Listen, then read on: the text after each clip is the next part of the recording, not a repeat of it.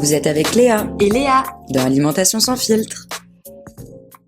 Ok, salut tout le monde, bienvenue dans le 11e épisode d'Alimentation sans filtre. Alors, on parle souvent de performance, on parle aussi de capacité justement de récupération et on parle moins souvent de blessure. Donc, c'est vraiment le thème du podcast d'aujourd'hui, la blessure, comment la prévenir, la comprendre et comment rebondir si elle survient. Donc, je suis toujours avec mon acolyte Léa. Salut tout le monde.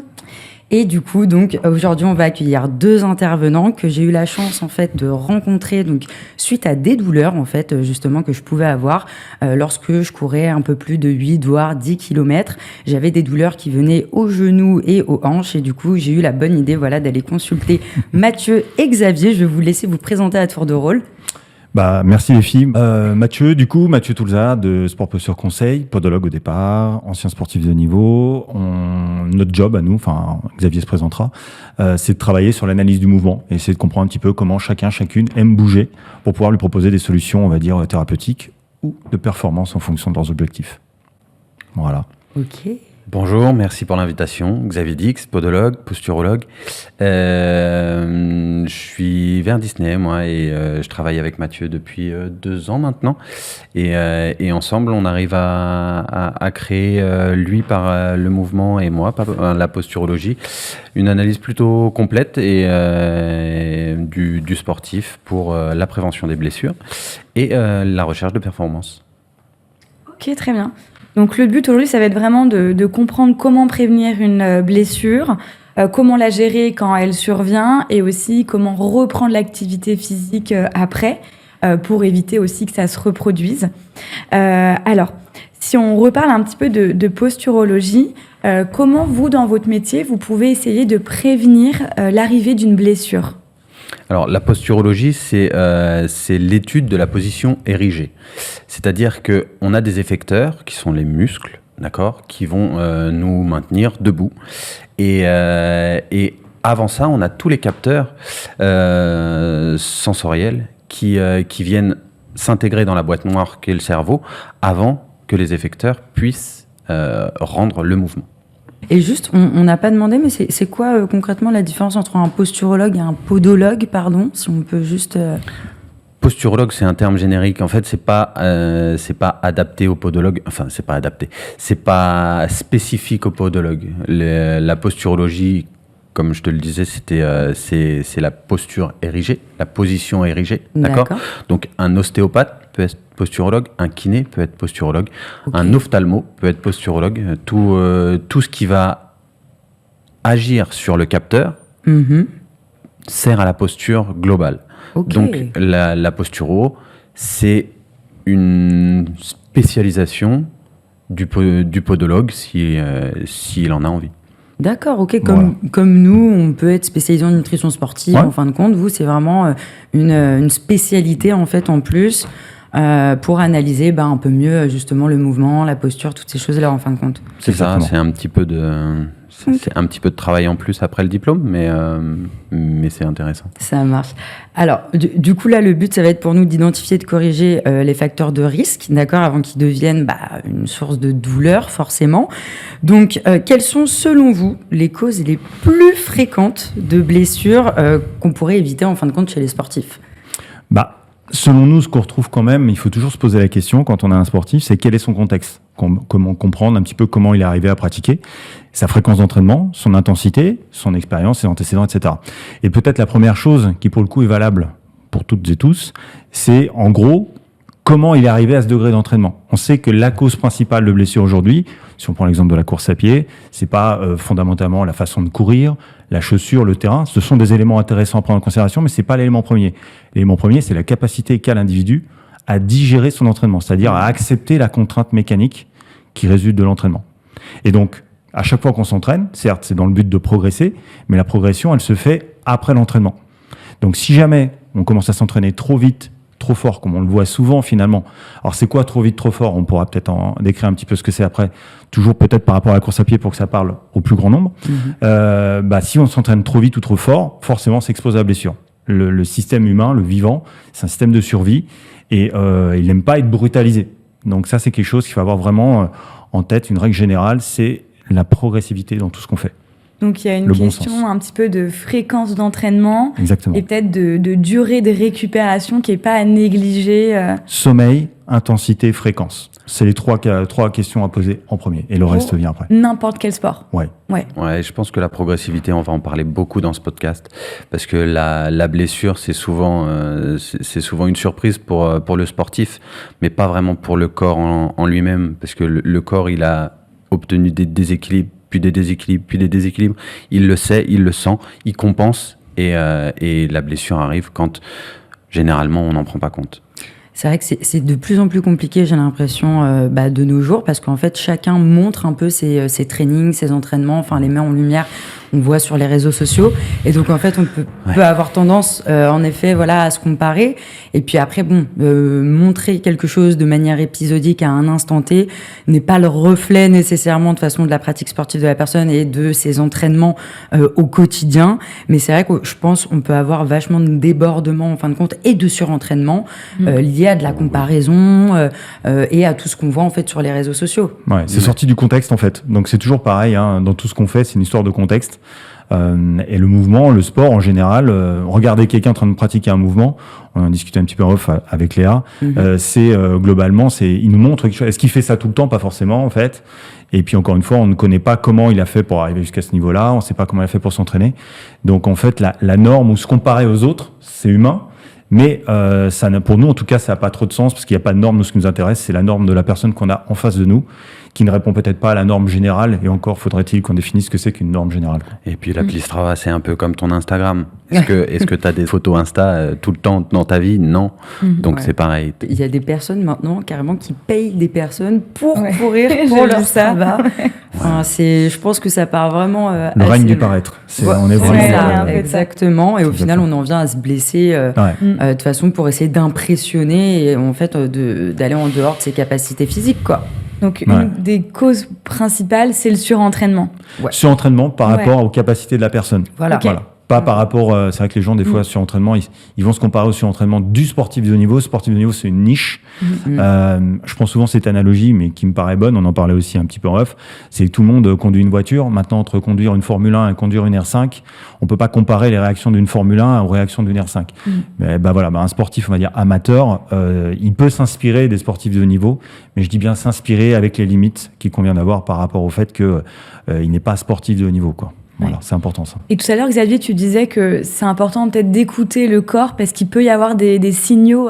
Oui, des petites gênes, par exemple. Une petite gêne, on se dit, ça va passer. Et puis la petite gêne, elle devient fréquente, elle devient systématique. Et au bout d'un moment, le corps a mal vraiment. Donc la douleur. Il y avait aussi l'idée du sommeil, d'être fatigué à l'entraînement, de ressentir une sorte de Fatigue chronique, déséquilibre. exactement. C'est-à-dire que Ouais. on peut, c'est une question qui revient souvent, c'est comment savoir si on doit s'arrêter ou continuer à s'entraîner. Je dirais que moi, sur une échelle qui reste subjective, mais les gens arrivent quand même à bien le savoir, de 0 à 10, si la douleur est inférieure à 5 sur 10, qu'ils finissent leur séance en diminuant l'intensité. Ils laissent passer quelques jours, ils retestent quelques jours après. Si la douleur récidive de nouveau, là, il faut consulter. Ouais, tu vois, je suis encore plus drastique. Moi, je dis, on dépasse pas les 3. 3 sur 10. Pas de on boiterie dépasse pour pas. moi, je dirais. Voilà. Tant que ça n'engendre pas de boiterie, Ouais. Et ça puis, peut être tout le intéressant. monde a une résistance en plus différente Différente à la douleur, tout à c'est fait, ça. ouais. Il y en a parfois qui sentent pas. Hein. Moi, ça m'est déjà arrivé de parler avec des personnes où ils me disent j'ai ressenti une petite douleur. En fait, c'était une fracture. Enfin, c'est là où on se dit ah oui, d'accord, on n'est pas tous égaux. Après, ce que tu peux te dire, c'est que sur cette fois-là, ils vont sortir fracture, mais si 4-5 jours après ils retestent, ils ont de nouveau mal, là, faut consulter. Ouais, donc en fin de compte, en fait, on parle de déséquilibre. Hein, c'est des déséquilibres ou des signaux justement qui sont censés nous alerter et nous dire ok, soit on adapte l'intensité de l'effort, soit on se met typiquement à l'arrêt jusqu'à temps qu'on ne sente plus la gêne ou la douleur. Et faut consulter aussi forcément un spécialiste. Ça me fait rebondir sur quelque chose important à expliquer aux gens, je pense. Le sport, bien sûr, il faut faire du sport, mais il faut aussi accepter que plus on fait du sport, plus on s'expose à la blessure. Ça fait partie de l'entraînement. Donc la question, c'est pas est-ce que les gens vont se blesser, ils vont se blesser. C'est qu'est-ce qu'on fait. Ça veut pas dire qu'il faut pas s'en occuper pour limiter ce facteur blessure. Et comment on fait pour en revenir. Un coureur à pied, en moyenne, la première année, 1 sur 2 se blesse. Sur 2 ans, 70% d'entre eux vont se blesser. Donc ça veut donc dire que courir en pensant qu'il n'arrivera à rien, c'est jeter, on va dire, une bouteille à la mer en espérant qu'elle nous revienne. C'est illusoire. Ouais, c'est du Ok. déni. Exactement. Plus je roule vite, plus je développe de la compétence à rouler vite, mais plus je m'expose aussi potentiellement s'il y a un crash à avoir des dégâts. Ça va avec. Ouais. Et alors, on en vient justement à la question, est-ce qu'un bilan postural ou podologique, c'est un réflexe en fait à avoir régulièrement, même si on n'a pas de douleur? Moi, de mon point de vue, quand on fait du sport, j'invite les gens à pas trop se prendre la tête, c'est à commencer leur sport, à prendre du plaisir dans ce qu'ils font, avant toute chose. Et puis, quand ça commence à devenir un petit peu plus sérieux, alors c'est quoi sérieux? C'est 1, 2 fois, 3 fois par semaine, mais peut-être même un peu avant. S'ils voient qu'ils ont des douleurs ou pas, c'est peut-être se questionner de faire un premier bilan postural. Ça veut pas dire qu'ils repartiront avec des semelles ou des exercices, etc., mais pour faire un check, en fait. D'accord? Et puis évidemment, plus fréquemment si jamais ils ont une problématique qui se déclenche. Et ça n'engage à rien. Au pire, ça rassure, on va dire, la personne qui, en effet, peut avoir un objectif sportif à court ou moyen terme, et qui, va se dire, OK, là, je suis en train d'intensifier mes trainings. Comme nous, sur la nutrition, quelqu'un qui intensifie ses trainings, on va lui dire d'augmenter ses apports alimentaires. Là, on va peut-être augmenter aussi, justement, les professionnels de santé, en tout cas, les petits checks avec différents professionnels de santé pour se rassurer et venir prévenir en fait la blessure, même si au final elle arrivera sûrement. Moi, dans la stat que je t'ai donnée, 70% d'entre eux se blesseront sur 2 ans. Je suis pas sûr que 70% d'entre eux ont fait un bilan postural. Oui. Donc du coup ils se sont blessés. Il faudrait refaire une étude avec des gens qui ont fait ce bilan postural. Est-ce qu'ils se blessent toujours autant? Ouais. Ça, il y a aucune étude en fait qui a été faite sur est-ce qu'on peut prédire. Tu parlais de déséquilibre tout à l'heure. Qu'est-ce qu'un corps équilibré? Est-ce que c'est une colonne grecque? Tu vois? Pour moi, on n'est pas une colonne grecque. Pour moi, un corps équilibré, c'est un corps qui sait s'adapter au mouvement. Voilà. Donc, après, la prévention de la blessure, je suis pas Madame Irma, j'ai pas de boule de cristal. Et du coup, est-ce que je peux te dire absolument avec certitude, toi, tu vas te blesser? Non. Alors, justement, toi, en tant que podologue, t'en penses quoi, en fait, de l'impact du choix des chaussures, en fait? Là, on parlait de course à pied, mais du coup, à quel point les chaussures ou le type de sol, la technique de course, on en avait parlé quand j'étais venue vous voir pour consulter, justement, ont une influence, en fait, sur la blessure? Ça, c'est ce qu'on appelle les paramètres exogènes. Le corps va avoir un temps d'adaptation pour s'acclimater à tous ces paramètres. Le corps peut s'adapter à beaucoup de choses. C'est un outil fantastique, mais il lui faut du temps. Il lui faut du temps. Déjà, une reprise de sport, on va commencer par le système cardiovasculaire, ensuite le système musculo-tendineux, et enfin, le système osseux va pouvoir s'adapter petit à petit. Mais là, on parle de mois, voire d'années. Donc, c'était ça. Par exemple, moi, vous me demandiez pour l'Aerox, typiquement, quel était le type de sol. Donc, en fait, ils avaient, en effet, ils ont pu voir la chaussure que j'utilisais. J'ai eu des semelles suite à la consultation, mais ça, ça dépend de chaque personne et de la problématique. Et en effet, le type de sol et le rebond en fait du sol va impacter la performance du coup de la personne et peut-être le risque de blessure aussi. Il y a peut-être des sols plus traumatiques que d'autres. En fait, par rapport à ce que tu disais, des sports plus traumatiques que d'autres. Ouais. Voilà, c'est comme toujours pareil, c'est une contrainte interne qui rencontre un contexte externe et comment je m'adapte. Contrainte interne, c'est l'individu, la contrainte externe, c'est l'environnement sportif, et comment l'individu s'adapte à ce contexte. Pour revenir sur ta chaussure, peut-être pour donner une info plus concrète pour les gens, nous, ce qu'on conseille quand les gens commencent à courir, faut pas acheter la chaussure avec plaque de carbone à 250 €, ça n'a pas de sens. Faut être très simple. Surtout qu'on sait que la chaussure, c'est un facteur, oui, qui peut être responsable de la blessure, mais c'est pas la cause première. Tout comme la technique de course. Donc, faut être assez simple, faut acheter une chaussure avec un drop autour de 6-8 mm. La drop, c'est la pente qui est entre l'arrière et l'avant-pied. Pour donner quelques données techniques peut-être aux sportifs et sportifs qui nous écoutent, avec une chaussure qu'on appelle universelle, c'est-à-dire qui n'induit aucun mouvement de votre pied. Ensuite, par rapport à la problématique du sol, on sait qu'aujourd'hui, globalement, en course à pied, 3/4 des blessures, 70% d'entre elles, surviennent par ce qu'on appelle, nous, un excès de rigidité. Pour faire simple, quand il y a, pour plein de raisons, le corps a tendance à rigidifier, il augmente la tension dans les tissus, et donc il a une moindre capacité à fluctuer. C'est ce que disait Xavier, il faut être capable de s'adapter. Il perd cette capacité d'adaptation. Et donc, un corps qui fluctue, c'est un corps qui est efficient. Un corps qui est fixe dans un paramètre donné. C'est pour ça que c'est illusoire de dire aux gens qu'il faut courir pendant 4 heures avec la même foulée, ça n'existe pas. Dans un système vivant, sa survie, c'est la fluctuation. S'il fluctue plus, il est condamné. Et donc, du coup, la chaussure doit permettre cette fluctuation. Donc, avec un drop de 6-8 mm, sans plaque de carbone neutre, pour commencer, ça peut être bien. Le sol, excès de rigidité, en général, on peut conseiller aux gens de courir sur un sol meuble, d'accord. Et puis après, quand ils ont respecté toutes ces données de reprise, etc., là, ça va être intéressant d'aller chercher de l'étail. Éventuellement, on parlait d'une étude aussi, ça peut être intéressant d'en parler, qui est sortie il y a quelques semaines de ça, dans le British Journal of Medicine, sur 5000 coureurs. Donc justement, ils ont pris l'application Garmin. Sur 18 mois, ils ont vu qu'il y avait 1800 coureurs parmi eux qui s'étaient blessés. Et sur ces 1800, tous ceux qui avaient fait le choix d'augmenter leur distance ou leur temps de course de plus de 10% par rapport à leur sortie la plus longue, le taux de blessure est quasiment de plus 70%. Waouh. Oui. Donc là, c'est considérable. Et ceux qui font le choix de doubler, c'est-à-dire si par exemple je cours 30 minutes et je décide de courir 1 heure, le taux de blessure passe à plus de 128%. Ah d'accord, on est même au-dessus des 100%. C'est-à-dire que c'est sûr qu'il y aura ça une veut dire que blessure. voilà, exactement. Donc, Moi, ce que je donne à mes patients, en gros, c'est un planning semaine. En gros, il va s'entraîner 2-3 fois par semaine pour le sportif lambda. Je lui conseille de partir sur 3 fois par semaine, 3 fois une demi-heure. Après déjà avoir commencé progressivement, encore une fois, mais l'idée, c'est 3 fois une demi-heure dans la semaine, ça fait 1h30. S'il veut augmenter, pas de problème pour moi, mais par contre, il va scinder ses séances. C'est-à-dire que 3 fois une demi-heure, 1h30 dans la semaine, tu les coupes en 2, tu fais 2 fois 45 minutes. Si ça passe, tu continues comme ça, et puis tu pourras rajouter ta dernière séance quand tu veux, progressivement, mais garder la charge totale de travail sur la semaine et la scinder en 2 séances au lieu de 3 ou des trucs comme ça. Au lieu de voir sur la séance en question, toi, c'est plus une adaptation sur la semaine. Parce Volume que, du coup, de la semaine. c'est une adaptation qui est plus harmonieuse, en fin de compte, et moins traumatique. Ouais, oui, j'aime bien voir au global. Ok. Bon, nous, on sait qu'il y a aussi un côté nutritionnel qui peut être assez important. Dans la prévention d'une blessure, il y a plusieurs risques qui peuvent rentrer en jeu, qui peuvent être accrus quand on a une alimentation qui n'est pas équilibrée par rapport au sport qui est mis en place et aux besoins. Déjà, on peut peut-être commencer par parler du collagène, qui est un vrai sujet sur tout ce qui entoure la blessure. On en parle souvent plutôt après les blessures, entre guillemets, pour réparer du tissu. Mais on en a aussi besoin avant, donc ça fait partie un petit peu de la prévention.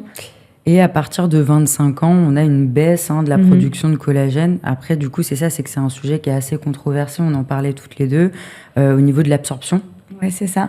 En fait, il y a pas mal de compléments alimentaires en collagène qui sont vendus. Mais concrètement, au niveau scientifique, on ne sait pas encore si on est capable d'absorber le collagène par la voie intestinale, par la voie cutanée non plus. Donc, il y a des grosses questions qui se posent sur tout ça. Il n'y a pas vraiment de réponse. Donc nous, au niveau alimentaire, on peut essayer plutôt de jouer sur les précurseurs du collagène et par exemple essayer de maximiser l'alimentation en vitamine C, en glycine, en zinc, en cuivre pour favoriser la production de collagène. Ça a bien sûr des limites, mais ça peut être hyper intéressant pour un sportif. Clairement, moi à l'époque, j'avais fait régulièrement des tendinites parce que du coup... mauvaise adaptation, on va dire, de mon rythme d'entraînement et de l'intensité.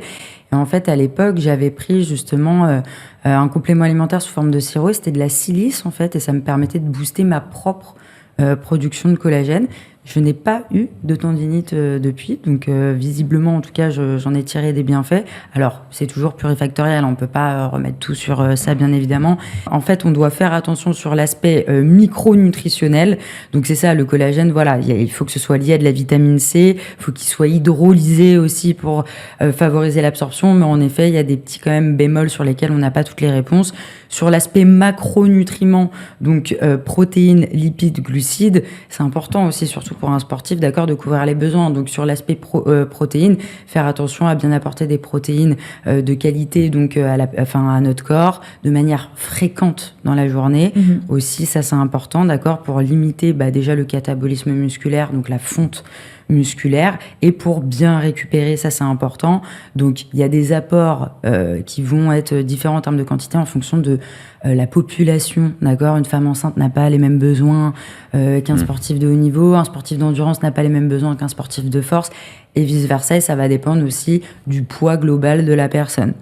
Donc après, les sources de protéines, voilà, il y a des personnes qui sont végétariennes, et on arrive très bien maintenant en cabinet à faire en sorte qu'elles couvrent leurs besoins avec des complémentarités protéiques. Bien sûr. Voilà, on a aussi la possibilité de supplémenter les personnes avec de la protéine en poudre quand il y a des durées d'entraînement et un nombre d'heures d'entraînement qui sont très importantes en fin de compte sur la semaine. Donc les protéines, c'est un vrai sujet. C'est plus nouveau, hein, on le sait. Voilà, faut bien faire attention en tant que sportif pour la récupération. Ouais, bien sûr. Et ça va être pareil pour les micronutriments. On a parlé du collagène. Le collagène, c'est vraiment le côté un peu lubrifiant des articulations, la protection autour des articulations, des tendons. Mais il y a aussi tout le côté micronutriments anti-inflammatoires qui va pouvoir jouer un petit peu. On connaît vachement l'oméga 3, mais ça va être aussi la vitamine D, le calcium, le magnésium. Tout ça, ça va jouer. Donc, ce qui est important, c'est d'abord de surveiller les apports en macronutriments et après de s'assurer qu'on a un bon apport aussi sur les micronutriments. Ouais. Ça, c'est partie de la prévention. Et ça vous permet d'éviter le RAID-S. C'est ça. Explique-nous ce que c'est, Léa. Ouais. Le RAID-S, c'est hyper intéressant. Alors, le RAID-S, typiquement, c'est quand en fait un sportif ne couvre pas ses besoins. Donc, on le voit beaucoup, hein, d'accord. Les sportifs, ils ont tendance à regarder un peu ce que le voisin mange, mais le voisin n'a pas du tout la même sollicitation musculaire, la même pratique sportive. Et en fait, il y a aussi, cet effet où on va se comparer, on va se dire, bah non, je pense manger quand même correctement en quantité normale. Oui, mais en fait, par rapport à ta pratique sportive, tu ne dois pas manger en quantité normale. Il y a des choses que tu vas devoir augmenter pour être sûr que tu couvres tes besoins. On le voit beaucoup chez les femmes. En tout cas, on a un moyen, un signe clinique de voir si la personne est en situation de RAID-S. Une femme qui n'a pas ses règles, typiquement, en fait, c'est une femme, du coup, dont le corps estime que les apports sont tellement insuffisants qu'en fait, elle ne peut pas donner la vie, tout simplement. Donc, on va avoir une absence de saignement. Donc ça, c'est vraiment des signaux d'alarme qui sont censés nous alerter, nous, en tant que professionnels de santé, quand la personne vient consulter. Et justement se dire au vu de la pratique sportive, en fait il faut augmenter énormément les apports. Parfois ça choque personne parce que la personne mange quand même. Attention, je dis pas que c'est nécessairement une personne qui est totalement en dénutrition, qui se sous-alimente. Non, c'est une personne qui va manger de manière classique mais qui fait 20 heures de sport par semaine. Donc en fait ça peut pas être sain. Dans ces cas-là, voilà, maintenant on a de plus en plus d'outils qui nous permettent justement de mettre un peu tous ces paramètres en lien. Donc bien sûr, on a les bilans sanguins, d'accord, où on va pouvoir être alerté sur une grosse fatigue ou alors des carences. Ouais. On peut regarder le fer, la ferritine, on peut regarder la vitamine B9 ou B12 qui sont des signes d'anémie macrocytaire. On va regarder par exemple la CRP qui est un marqueur de l'inflammation. On peut regarder le cortisol si la personne a un gros stress. Et on a aussi des impédances mètres donc qui deviennent de plus en plus complets. Typiquement sur le mien, j'ai ce qu'on appelle l'angle de phase. L'angle de phase en fait qui est un marqueur de vitalité cellulaire. Donc ça va me montrer en fin de compte si la personne déjà est-ce qu'elle assume bien ses trainings, est-ce qu'elle n'est pas en surentraînement et est-ce qu'en fait il y a un état de forme général. Donc ça peut baisser si la personne a une grippe ou autre chose quelques jours avant, mais le but c'est vraiment de voir la personne elle encaisse bien ses trainings. Je vais avoir pas mal de facteurs aussi pour voir justement est-ce que la personne est dénutrie. On a des athlètes parfois qui sont en situation d'obésité, ça peut arriver, surtout sur les sports à catégorie de poids où généralement on passe de poids très bas à des poids très hauts parce que tout simplement il y a de la restriction qui amène ensuite sur de l'anarchie alimentaire. Et donc là typiquement c'est intéressant de voir est-ce que la personne elle est dénutrie malgré le fait qu'il y ait une situation d'obésité, et parfois en fait on passe à côté de certaines choses parce qu'on n'est pas alarmé, en fait on n'est pas inquiet plutôt parce que la personne n'est pas rachitique ou toute fine, et en fait on peut passer à côté de certaines choses. Ouais. Clairement. Bien sûr, et parfois il n'y a pas de symptômes, c'est-à-dire qu'on peut être en RAID-S, en sous-alimentation chronique, sans forcément avoir de symptômes. Alors après, un sportif qui s'écoute, il va peut-être le sentir sur les performances, sur la récupération aussi, mais c'est pour ça que c'est intéressant de consulter, s'assurer qu'on répond bien à nos besoins, que nos apports sont suffisants, sont équilibrés aussi. Et là, on parlait de macronutriments, micronutrition. Attention, l'hydratation. Énorme facteur aussi, forcément. Typiquement, avec le nouvel impédance mètre que j'ai, comme je vous le disais, que je peux vraiment analyser parce que j'ai aussi, l'hydratation au niveau intracellulaire. Donc, est-ce que la personne, elle va avoir des mouvements d'eau qui ont tendance à aller plutôt en extracellulaire ou en intracellulaire? Ça, c'est important pour savoir ce qu'on va mettre dans la boisson de l'effort de la personne et comment la réhydrater. On a des minéraux d'intérêt. Typiquement, le sodium va apporter l'eau en extracellulaire. Souvent, on parle de rétention d'eau, ces choses-là. Et on a le potassium, à l'inverse, qui amène l'eau en intracellulaire. Un déséquilibre à ce niveau-là peut avoir des conséquences sur la performance, la récupération. On peut avoir des contre-performances, on peut avoir des crampes, toutes ces choses-là. Donc c'est important, on va regarder vraiment tous ces marqueurs-là. On a aussi les protéines en fait du plasma, l'albumine, qui est aussi un marqueur de dénutrition. Donc c'est vraiment complet. Hein. Bon, je pourrais en parler des heures, mais voilà, vraiment faire attention. Et en fait, maintenant, on a la chance d'avoir des mesures, que ce soit, voilà, comme vous sur la posturo, sur tout ça. On a des mesures au niveau de l'impédance mètre. Donc le but, c'est de mettre tout ça en lien et d'avoir une approche 360 pour l'athlète. Ah ouais. Ce qui est intéressant aussi, c'est que tu parles de nutrition, mais là où on est très déséquilibré en termes de physiologie, c'est sur le sommeil aussi. Et le sommeil, c'est quelque chose qui est peu pris en compte. Et qui reste un facteur de risque. Un vrai facteur de risque. C'est ça. Et tu vois, typiquement, excuse-moi, dernière, après, je rends la parole, mais typiquement, le tryptophane, qui est un acide aminé, donc acide aminé sous unité des protéines, le tryptophane, c'est un précurseur de la sérotonine, qui est l'hormone du bonheur, et la sérotonine se transforme par la suite en mélatonine, qui est l'hormone du sommeil. Ouais. Donc si en fait on regarde tous ces liens-là, en fait, on peut faire des liens qui sont vachement complets. À partir de l'alimentation de la personne, on va avoir des impacts sur le mindset. On parlait des oméga-3 anti-inflammatoires, mais précurseurs aussi des neurotransmetteurs régulateurs de l'anxiété. Donc, on va avoir un impact sur le mood, sur comment on se sent. Est-ce que je suis de bonne humeur?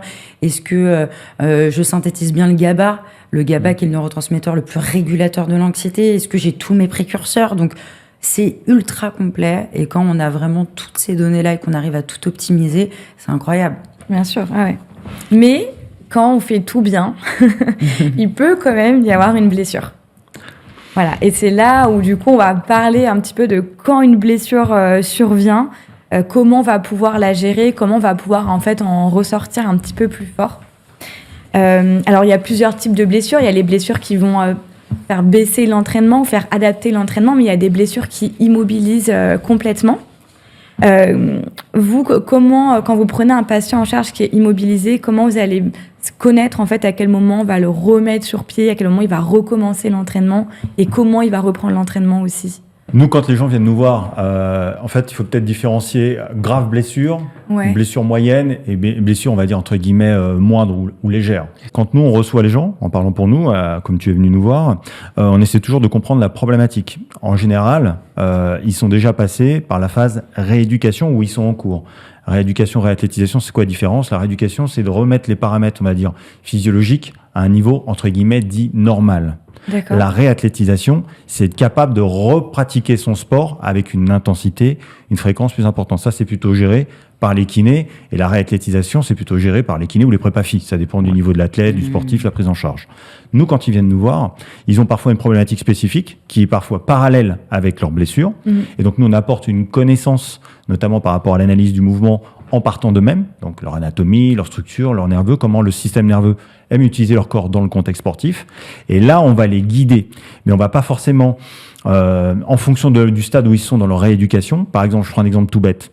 Quelqu'un qui s'est gravement blessé, au départ, quand il se remet debout, il bouge pas comme il aimerait bouger, il bouge comme il peut. Oui. Donc, l'idée, c'est de se dire, là, on va pas trop l'embêter. Ce qu'on veut, c'est déjà que son système se remette debout. Pourquoi? Pour plein de raisons, pour obliger le système à refabriquer de l'os, du tissu mou, etc., pour être capable de... Et une fois qu'il va commencer à avancer dans sa rééduque, à ce moment-là, on va aller chercher un peu plus de finesse. Et effectivement, on va jouer en parallèle avec tous ces paramètres. Mais il n'est pas question, dès le départ, de trop les perturber. Encore une fois, on essaie de comprendre à quel stade de leur rééducation ou réathlétisation ils en sont. Il est clair que quand ils sont en phase de réathlé, on a beaucoup plus de marge de manœuvre. En phase de rééducation, il faut être très précautionneux. Surtout que, quand même, il y a un paramètre qui est important qui à prendre en considération. Un système nerveux, un cerveau qui a eu mal quelque part, il pèse en permanence une balance plaisir-douleur. Combien ça lui coûte d'avoir mal versus ce que ça lui rapporte. Tant que cette balance lui est plus ou moins favorable, il continue le geste. C'est quand le marathonien, il veut arriver au bout de la ligne, il a les courbatures, il a des douleurs, mais son désir, son envie est tellement importante qu'il y va. Et il y a un moment, c'est plus possible. Et quand c'est plus possible, soit il switch, il s'adapte, ce qu'on appelle une compensation, mais c'est pourtant un système de survie. Cette compensation permet de continuer à bouger. Ce n'est pas un problème. Ça va le devenir si elle perdure en tant que compensation. Soit il ne peut plus bouger. S'il n'avait pas de compensation, il ne pourrait plus bouger. Et à ce moment-là, là, effectivement, il y a un facteur douloureux où là, la balance plaisir-douleur s'inverse et le système nerveux fuit la douleur. Il n'est pas câblé pour avoir mal. D'accord ? C'est là où je rebondirais sur ce que dit Mathieu, c'est effectivement les compensations, le corps il compense tout le temps. Un corps qui est par terre, il va vouloir se relever. Le mouvement, c'est la vie. On a un cerveau pour bouger. Il y a un petit mollusque, je ne sais plus comment il s'appelle, je ne sais pas si tu as le nom, un petit mollusque qui l'humble tunicier. Voilà. What L'humble tunicier, Oui, voilà, c'est un petit mollusque qui vit dans sa période primaire en liberté dans l'eau. Okay. Là, il a un cerveau et dès qu'il va arriver à son âge adulte, il va se fixer sur un rocher et la première chose qu'il fait, il mange son cerveau. Le cerveau est fait pour le mouvement. D'accord ? Donc, on bouge, c'est notre vie, on a un cerveau pour ça, donc on compensera. Ce qu'il ne faut pas, c'est que les compensations deviennent une habitude motrice.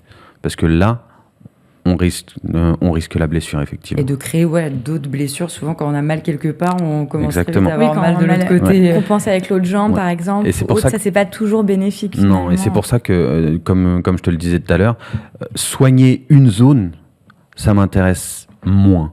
D'accord. Ce que je veux, c'est la globalité. Une compensation, peut-être pour aller dans le sens de Xavier, une compensation sur le moment où elle se produit, encore une fois, c'est une solution. C'est une solution avec un compte à rebours. On a 2 bras, vous avez 2 bras, un bras dominant, mais s'il est fatigué, vous avez un moyen de compenser, vous avez votre bras gauche. Par contre, si vous n'êtes pas gauchère, votre temps est compté, il faudra rapidement, dès que vous le pourrez, retourner chercher votre bras droit. Il faut compenser, mais pas trop longtemps. Exactement. Alors, si on devait donner des étapes un peu clés, justement, d'une bonne prise en charge, donc après la blessure, donc tu faisais la nuance entre réadaptation et... rééducation et réathlétisation. Voilà, rééducation et réathlétisation. Donc, il y a d'autres étapes comme ça, comment tu les citerais D'abord, il faut comprendre pourquoi elle est arrivée. Ok. Donc, comprendre. Après, remédier posturalement à la globalité qui a amené la blessure. D'accord. Et après, effectivement, je ne sais pas si tu vois des étapes intermédiaires, mais repartir sur quelque chose un mouvement physio et un mouvement clair. Voir si la personne qui a été blessée à un endroit, je prends tout bête, quelqu'un qui a une blessure à un mollet, pendant X temps, donc il a fait une compensation, il n'a plus utilisé cette zone. La zone guérit, il va mieux. Pour autant, quand on le remet en mouvement, il ne va pas forcément aller chercher cette partie-là du mollet qui a été blessée.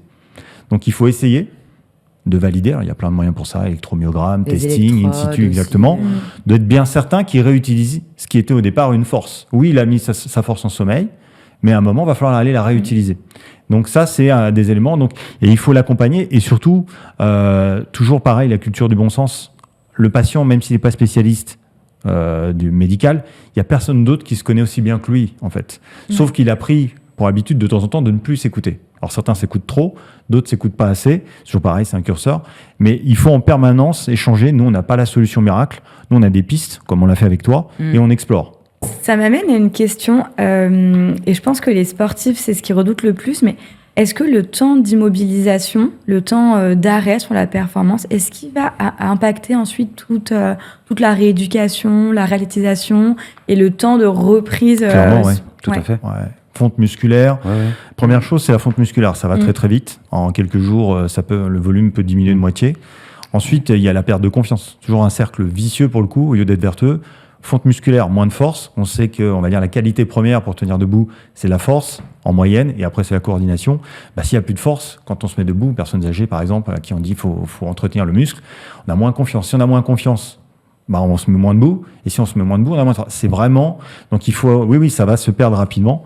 Et puis après, il y a tout un enchevêtrement. Donc plus le temps d'arrêt, c'est pour ça qu'on essaie de faire en sorte que les gens s'arrêtent le moins possible. Ouais. Maintenant, il existe des tapis antigravitaires, on remet les gens en mouvement avec une moindre gravité, pour qu'ils puissent justement entretenir à minima leur structure osseuse ou tendino-musculaire. Plus tu vas attendre, plus tes muscles vont fondre et plus ton cerveau va oublier cette zone. Okay. Donc, plus va falloir rééduquer, remettre tout ça en douceur, en progressivité, encore une fois, mais redonner la confiance dans le mouvement pour pouvoir avoir un mouvement safe après. Il n'y a rien de pire, en tout cas, pour un sportif, en plus de ça, d'être à l'arrêt. Là, on parlait justement de la décompensation musculaire, de la fonte musculaire.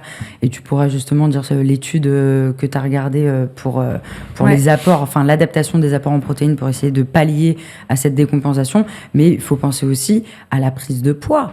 Parce que, typiquement, un sportif qui est à l'arrêt, moi, je le vois en consultation, déjà, psychologiquement, c'est ultra dur. Généralement, c'est des périodes qui sont associées aussi pour eux, du coup, à un peu de désordre alimentaire. Parce que, vu qu'il n'y a pas la performance, ce qui les fait vibrer, en fait, en temps normal, c'est des périodes où ils vont avoir tendance à se réconforter un peu avec la nourriture. Je le vois, la gestion des aliments plaisir, elle peut être très délicate sur cette période. Alors, on a les deux schémas. On a soit celui, justement, à l'extrême qui va essayer de pas trop s'alimenter parce qu'il y a cette peur de prendre du poids. Mais du coup, il enlève vraiment même les bonnes choses, pour le coup. Donc, on va venir accentuer, en fait, la décompensation musculaire. Ou bien, à l'inverse, on a la personne, voilà, où il y a l'aspect émotionnel, il y a une alimentation émotionnelle, la personne ne va pas bien, tout simplement parce que, un sportif de haut niveau, faire du sport, c'est toute sa vie, et on le comprend, on le conscientise. Donc, il va y avoir des apports alimentaires un peu anarchiques et des prises de poids associées. Donc, on en vient justement sur la partie nutrition où, en fait, nous, on va devoir travailler là-dessus, sur la gestion des aliments plaisir, mais aussi sur, ok, là, tu bouges moins que d'habitude. En fait, tu vas pas pouvoir manger comme d'habitude. On va essayer d'augmenter, du coup, l'apport en protéines. On va augmenter l'apport en fibres. On va venir diminuer les carbs, donc les glucides. Mais ça, c'est dur. Quand on est sur des sportifs d'endurance qui ont l'habitude de se faire des pasta parties et des grosses assiettes, c'est très dur. Ouais, mais encore une fois, faut différencier la compensation temporaire de l'habitude. Ouais, complètement. C'est exactement la même chose. Ouais. Et pour limiter la fonte musculaire, il y a quelque chose qu'il faut vraiment éviter, c'est de manger moins. On a tout le temps cette idée de quand on se dépense plus, on mange plus. Quand on se dépense moins, on mange moins. Dans le cadre d'une blessure, c'est pas vraiment ce qu'il faut mettre en place. En fait, on essaye de garder les mêmes apports caloriques, donc la même quantité, entre guillemets, sauf qu'on répartit un peu différemment. Donc, c'est ce que tu disais, Léa. Ouais. Ce qu'on va utiliser le moins, parce qu'on fait moins d'efforts, c'est le sucre, donc les glucides. C'est ce qu'on va un tout petit peu diminuer. Et ça va laisser un peu plus de place, du coup, pour le reste, donc pour les protéines et pour les lipides, donc les bonnes graisses. On n'oublie pas tout ce qu'on a dit par rapport aux micronutriments, donc au collagène, aux oméga-3. On surveille tout ça qui vont participer à la cicatrisation, à la reprise musculaire aussi, à diminuer l'inflammation, etc. Ça, les oméga-3 qui ont un rôle anticatabolytique aussi, donc anti-fonte musculaire, donc ça, c'est important. Ouais.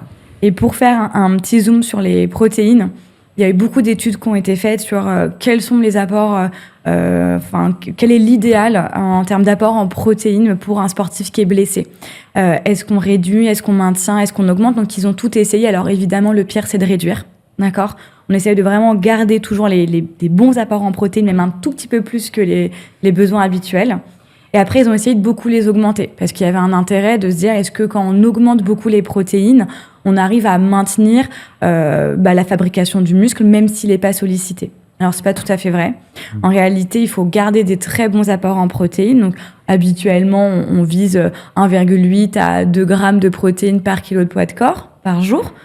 On peut les augmenter un petit peu à 2, voire 2,2. Ça sert à rien de les augmenter à 2,4, 2,6 s'il n'y a pas de sollicitation derrière au niveau du mouvement. Et pour les reins. En fait, voilà, les études, ce qu'elles montrent, c'est que oui, il faut assez de protéines, voire un petit peu plus, mais il faut surtout du mouvement. Donc ça rejoint beaucoup ce qu'on dit ensemble aujourd'hui. C'est important de solliciter le muscle et quand on est immobilisé, le rôle du kiné, ça va être aussi de venir, de créer du mouvement, de jouer avec la posture, effectivement, pour solliciter en fait le muscle et éviter la fonte musculaire. Ah, c'est ça. Et alors, une fois que la blessure, elle est soignée, le vrai défi, en fait, commence, d'accord? Donc, retrouver la confiance, la mobilité, puis la performance sans retomber dans les mêmes schémas. Donc, apprendre de ses erreurs, c'est le plus difficile, je pense. Alors, première question, du coup, comment évaluer si un athlète est vraiment prêt à reprendre? Alors, toujours pareil. Si on parle du sportif amateur, peut-être faire une différenciation entre l'amateur et le professionnel. Le professionnel, en général, il y a tout un staff qui est autour et il est checké en permanence et ils le remettent progressivement dans un contexte qui va se rapprocher du contexte sportif. Si je prends l'exemple du footeux, on va lui refaire faire des accélérations, on va le remettre en conditions de jeu, des duels, des affrontements, etc., etc. Donc là, ça, c'est un petit peu différent de monsieur et madame tout le monde. Monsieur et madame tout le monde, en général, il est peut-être passé par la case kiné ou coach, appelons-le comme ça, ou podologue s'il a eu besoin. Et si tous les voyants sont au vert, eh ben on retombe dans ce côté bon sens, c'est-à-dire que je reprends progressivement, je me laisse 2 à 4 jours de récup entre chacune des séances en fonction de l'intensité, je respecte la règle de pas plus de 10% sur une sortie, je la stabilise pendant 2-3 sorties, puis je réaugmente de 10%, je stabilise sur 2-3 sorties, puis je réaugmente. L'idée, c'est vraiment, mieux vaut être trop léger dans l'augmentation, mais ça continue à augmenter léger, que vouloir aller trop vite pour devoir retourner à la case départ. Il n'y a pas pire que vouloir aller trop vite, se reblesser, parce que les gens perdent confiance, ils doutent d'eux-mêmes, ils doutent de l'activité sportive, ils doutent des professionnels de santé qui les ont accompagnés, alors qu'en fait, c'est juste qu'ils ont oublié la règle du bon sens. Sportif de niveau, en moyenne, a toujours mal quelque part. Oui. Donc, il l'accepte, il sait que ça fait partie du deal, sauf que lui, il gagne sa vie comme ça, etc., etc. Et en général, ce sont des gens qui se connaissent très très bien et qui savent justement la douleur qu'ils connaissent, ils la gèrent. Ce qui les inquiète plus, c'est la nouvelle douleur qu'ils connaissaient pas. D'accord ? Donc, un sportif amateur, lui, l'idée, c'est quand même qu'il est en moyenne plutôt pas mal. Un sportif de niveau, c'est une douleur contenue qu'il connaît, mais qui ne perturbe pas l'efficience, son focus sur son geste sportif. Okay. Qui ne perturbe pas la fluidité du mouvement. Voilà. Ouais. Ok. Mais c'est fou de se dire ça, en fait, qu'un sportif de haut niveau, en effet, a tout le temps au moins une gêne ou une douleur quelque part. Psychologiquement, c'est lourd. Et c'est pour ça aussi, je pense que y a des coachs mentaux qui accompagnent aussi sur la gestion de la douleur, toutes ces choses-là. Et puis aussi, quand on arrive à une compétition et on sait qu'on est blessé, tu vois, on parlait par exemple des sports de combat, le nombre de fois où ils acceptent donc un combat, ils sont pas blessés, sauf que dans la prépa, un mois avant, il y a une blessure, mais en fait, ils ont pas envie d'annuler le combat et du coup, ils disent pas forcément qu'ils sont blessés, sinon ça oriente et ça donne à l'adversaire justement des indications sur l'endroit où frapper, on va pas se mentir. Mais l'idée, c'est quand même de se dire, waouh, mentalement, la pression que c'est quand tu es sportif de haut niveau, de dire, là, en fait, les gens attendent de moi que je fasse la même performance que d'habitude, si ce n'est mieux. Mais en fait, personne ne sait, mais moi, je le sais, je suis blessé.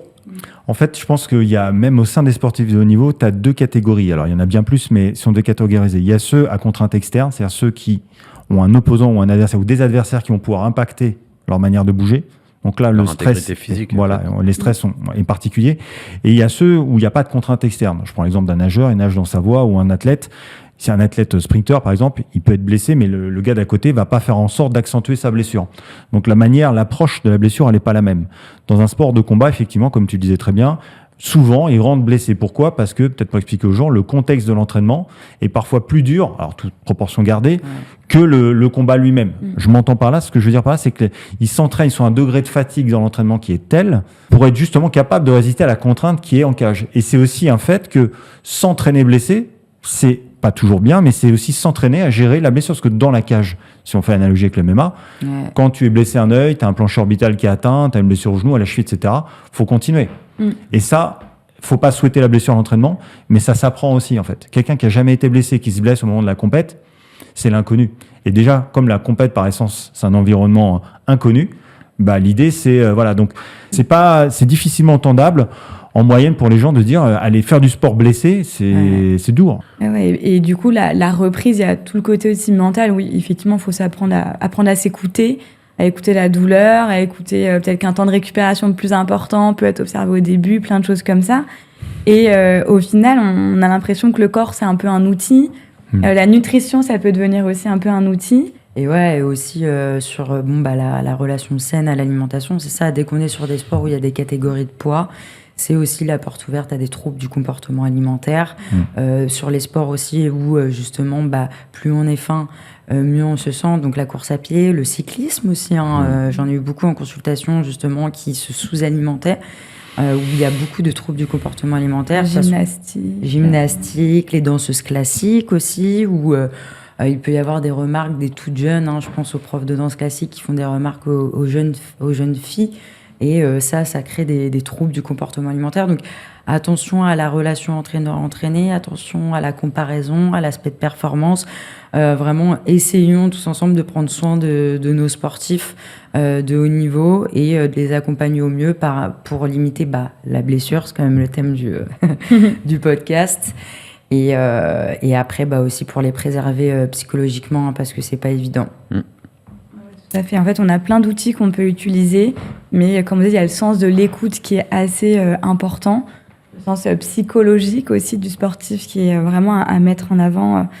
Voilà, la blessure, c'est pas seulement un simple accident, c'est vraiment un déséquilibre de beaucoup de choses qu'il faut prendre en compte. Et donc voilà, n'hésitez pas à consulter, à être bien encadré, bien accompagné quand vous développez voilà, une pratique sportive, quand vous voulez augmenter la fréquence des entraînements, passer sur de la compétition. C'est un peu le mot à retenir d'aujourd'hui. Ça, exactement. Merci beaucoup d'avoir accepté l'invitation. Merci C'était Léa top. et Léa. Merci Léa et Léa. Ouais, on a passé un bon moment et puis on vous dit au prochain épisode. Ouais, du coup. à bientôt. Au revoir. Merci, au revoir à toutes Salut. et à tous.